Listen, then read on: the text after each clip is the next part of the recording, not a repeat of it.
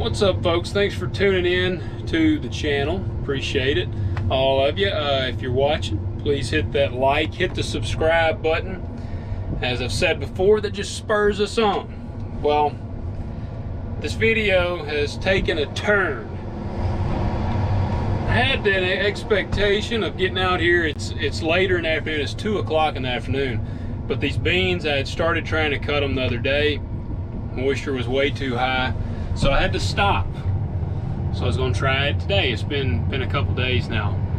Well, I should have known things started off to a bad note. So I wear loopholed sunglasses a lot. You can see they're not quite in great shape anymore. They fell off my hat and I accidentally ran over them with my service truck. Great pair of sunglasses, but I just wrecked them with my truck. So I should have almost known I was off on a bad leg. Well, my combine, I got in here, now mechanically, everything's rock solid on here. But I heard a pop sound when I was driving. I'm like, what in the heck is that sound? And every now and then I would kind of hear that, but I've never known what it was. Well, it was really loud today, and I've looked over there and never could find it. I found it today. I'm about to show you what it is. It's never particularly great when you hear an odd kind of popping sound, but you know, I had looked, had not been able to pinpoint what it was. I almost didn't even look because I've tried to figure out what it is, never seen anything wrong, so I was just kind of like, it must just be some weird thing that this combine does. Well, I did look, and maybe you can tell, but you see that? You notice, if you'll notice the big crack in the rim right there. Well, that's not supposed to be there. Then we come around to this side over here, and you'll notice down there, you see this right here. That rim is busted. I can even see a little daylight through there. A busted rim. That would be a freaking fiasco, especially considering it's the inner tire. If it busted out, I haven't even looked up in the inside part here, but if that inner tire busted off, oh, see, there's a bolt out of it right there. Well, I say that, there's another one. I don't know, maybe it's not supposed to be in there, but got a busted rim. So the 680 is out of commission for now. Maybe that's the Lord's way of saying, man, the beans need to dry just a few more days. You won't get any good bean footage, but I will show you a little bit. You can actually see some of the cover crop seed, some of the oats. They spread a dang kudzu bug, but that's some of the cover crop seed there. It is desperately dry out here. There is a pumpkin patch there. You can see some of the orange pumpkins peeking out over there, but show you guys the beans, kind of show you what we're facing this year. Ugh. A rock. So I got a crossing here we go over, and this is the big field. I tried to cut these just a couple days ago. I mean, they looked like they were ready. I did the old bite test. I'll show you guys what that is. Now, something that I wanted to explain a little bit on here, it's a lot of grass in these beans. I've been dealing with that quite a bit this year, is grass in the crops. And it's because it was super wet when we planted. You know, we fought and also, I gotta try to cut back on saying super. I've noticed I say that a lot on a video. You know, it's interesting when you start videoing yourself, you pick up on things and you're like, I should really work on that. That's one. I'm telling you guys now, I'm gonna try to work on not saying super all the time because I sound like a 14-year-old schoolgirl. So it was very wet whenever planted these beans. Look at that grass. See, it's areas of grass. Where there was no grass, the beans are really good, but you can see it's grass in there. And the combine has a really hard time going through that, because it'll actually, my header is got some age on it. I bought it, it's a 2010 model, and it needs new guards on there, and the grass is actually getting under the guard and it's stopping my blades up, and it chokes up the blades or the knives on there. So I'm having to get off, clean it out. So the grass can be a real pain in the butt to go through.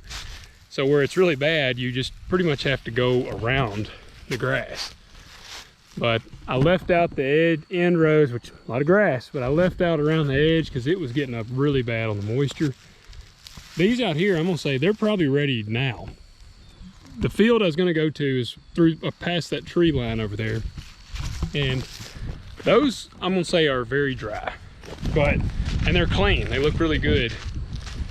But I'm not gonna go drive them and potentially have my rim explode and my combine fall over, and then the tech guy have a hard time getting to it. So I got it parked up here where hopefully we can get a rim in pretty quick. I mean, this happens, of course, on a Friday afternoon, so maybe stuff will be open tomorrow. They'll be able to get them. I don't know, because I want to be hammering down. But show you guys what I mean by the bite test. And here, this is all right. This is what the 46X6s do. See how these pods, these look normal? These don't. These are twisted up. There's not even a bean in there anymore. This is what 46X6 does after it gets really dry. It starts to twist up and it'll pop the seed out. I don't see it bad yet. You can see, you'll see little whites shining if you look across the field, and that's where it's starting to twist up and the bean will pop out of the pod. That's why when 46X6 gets ready, you have to get in there and cut it. This one, I've been trying not to dilly-dally around and get in here, but it's not real bad in here yet, because I mean, they're just now getting dry enough to cut, really. But let me show you the bite test. So I'll take this one here, we open it up, and try to do all this one-handed. Gonna have to just hold it up here. So you open the bean, get the bean out of the pod. I'm gonna take it, put it in my mouth. Not sure if you can hear that on camera, but it pops. And if it's dry, then it will pop like, I mean, loudly. I'm sure you won't hear that on camera. But either way, you bite it. When it pops, that means it's dry. If it's mushy, obviously it's not dry. It's pretty self-explanatory. And those did not pop quite like I thought they would have. I mean, I had some out here the other day that really popped. Yeah, that one's still got some moisture in it. But I'm not sure what's up with, I planted some, no, that'd be different. I was gonna say I planted some 4.4s on my early beans, because you'll notice there's some like light tan colored and then red colored. There's a variety of colors out here, but pretty sure they're all 46X6s. I was gonna say I might have had those 4.4s in there and planted out what was left in there, but I planted corn after I planted those early beans, so those are all 46X6, but for some reason some of them are kind of tan, some of them are kind of red color. But that's the boat that I'm in right now. These beans, like I said, they didn't pop. I'm gonna actually test some of one of the tan ones, see if they pop more so than the red. Where I did cut in the middle up there, the beans were actually cutting up. It was getting up into the 60s. I needed to because the corn was so crappy, as you saw. See, those are hard as a BB. Those are probably dry. Maybe that is a little different bean that's mixed in there. I don't know. But it's supposed to be 46X6. I know the red ones are 46X6s. I'm gonna say that. You need to take a shot every time I say that. I've said that like 12 times in this video. But that pretty much nixes our plan for today. There will be no bean cutting today, at least not for me. So I am going to see what else we can get into. something I have been meaning to add and put in here is, if you guys are fans of podcasts, you'll need to check out, you know, I do 2 podcasts. I got Living Fully Loaded, which that's kind of my very raw American motivation-esque podcast, where I have just really awesome people on there that are crushing it. But if you're and I'd love for you to check it out, but if you're a huge fan of agriculture, which I'm assuming if you're watching these videos you are, then you need to check out the one that me and my cousin do called Talk Dirt to Me. It's really a no-holds-barred agriculture podcast where we go into all kinds of elements of ag, some funny, some serious, some wild, some crazy, and you'll hear the unadulterated versions from farmers. And we've had a couple guys on there that are farmers. We're going to have more guests on there. Highly encourage you guys to check it out wherever you listen. It should be everywhere. I know it's on Apple Podcast, Google Podcast, Spotify, all those, and we're putting up the episodes on YouTube as well, so you can YouTube Talk Dirt to Me.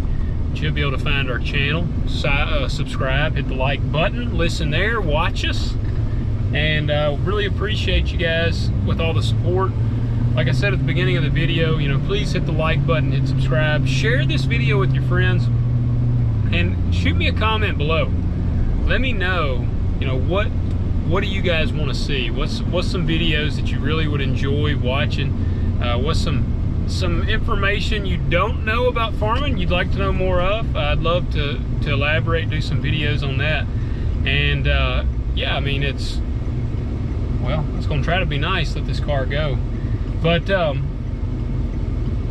okay, they're just gonna not go.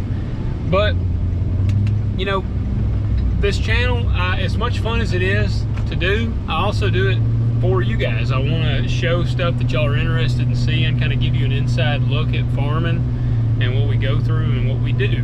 So that's what I'm trying to do with this. Well, the plot thickens.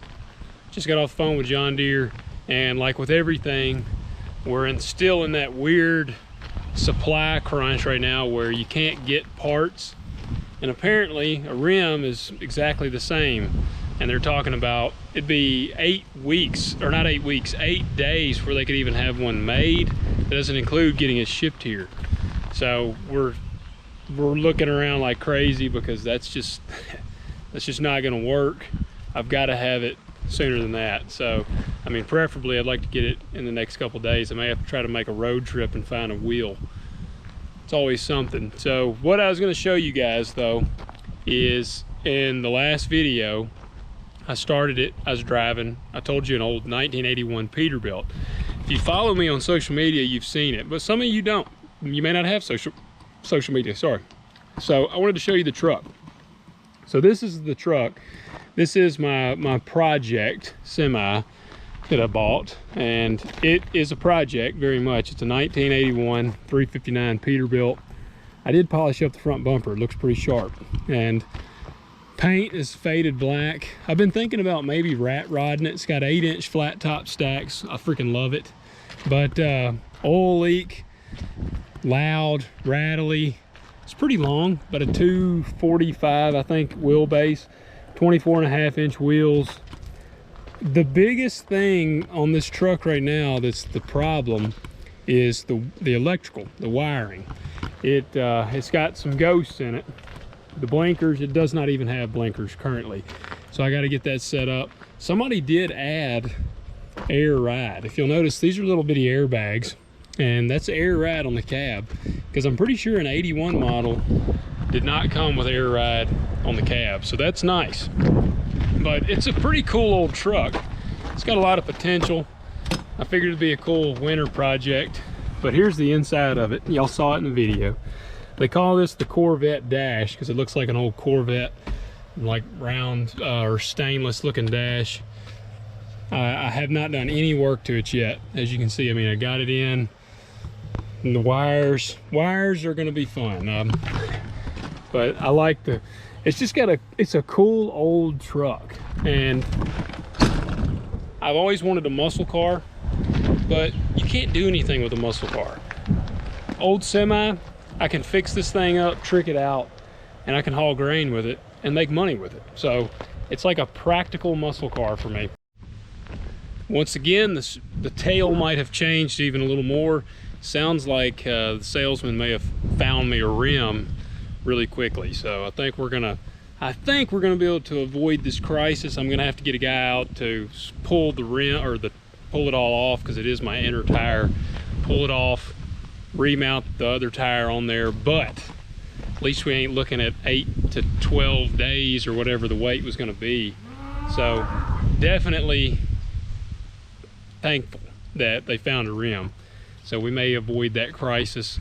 The beans may have been a little too wet today anyways. You know, I'm kind of one of those guys, you know, I think things happen for a reason. I'm not a guy that believes in coincidence, so maybe the beans needed to dry more today. But I am in the lot, show you guys kind of the crew out here. Again, I showed you the 359.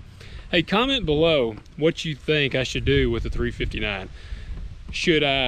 I've been considering leaving it flat black and maybe doing like a rat rod type look with it, or do you think it'd be better to do bright like lime green with stripes and different stuff? Shoot me a comment below. Let me know what color scheme you think would look pretty sick on there.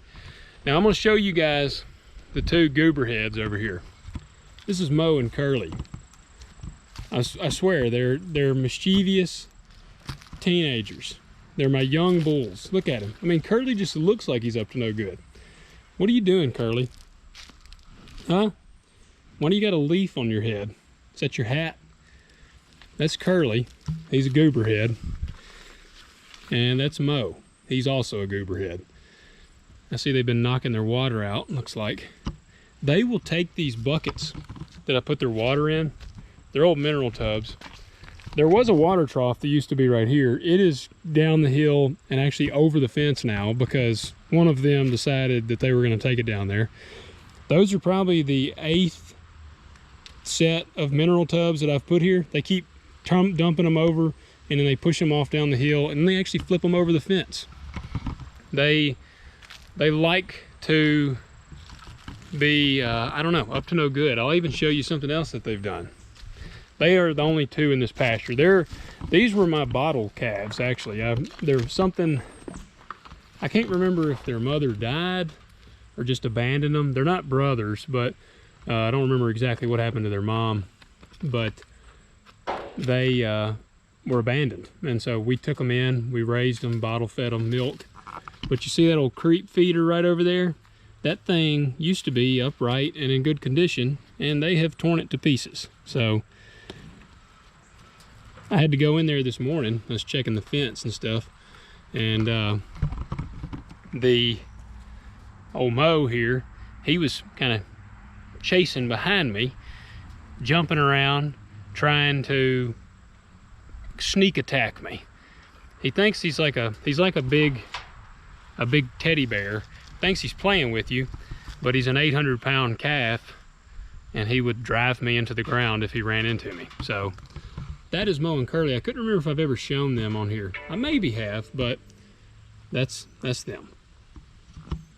Mo, say hello.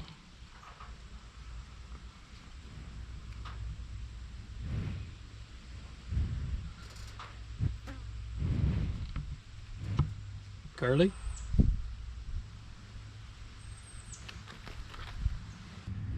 Now that is good, a good deal. Yeah, y'all got to meet Mo and Curly. They're talking to me now. They're mad. It's not time for me to feed them yet, but they think they should be fed at every hour of the day. They have hay they eat all the time, but they're very high maintenance. They want feed all the time. I have created very dependent animals. But just got off the phone again with the salesman there. They got me hooked up. I'm gonna go pick up the rim in the morning and hopefully get it put on tomorrow.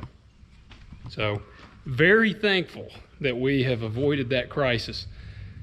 It's crazy. I've never had a rim bust on something like that. I noticed I'd been hearing that popping, but I never could diagnose what it was. But it was loud today. So wish I'd had my camera on. You would have heard it on the camera. It was like a pretty loud pop. It's just nuts. It's always something in the ag world. You know, you never want to plan too far in advance because your plans will get messed up. It's just the way it goes. So appreciate you guys for watching. I don't know, probably not going to get into a whole lot more today. It's getting later in the afternoon at this point. Thought about going and getting on the track hoe, but I'm not going to get on my track hoe at 3 o'clock in the afternoon. So I think me and my kids, my wife's got plans tonight. So I think me and the kids, I'm on solo dad duty tonight. So we're probably gonna go out to eat. So that's pretty much it for this episode. Guys, thank you so much for tuning into this episode. It's always fun to put videos out. I'm glad people enjoy them. Please share it if you do enjoy it. And you know, like I said, you can find links to everything else, my social media, other podcasts in the description below. Hit that like button, hit subscribe. I'll catch you next time.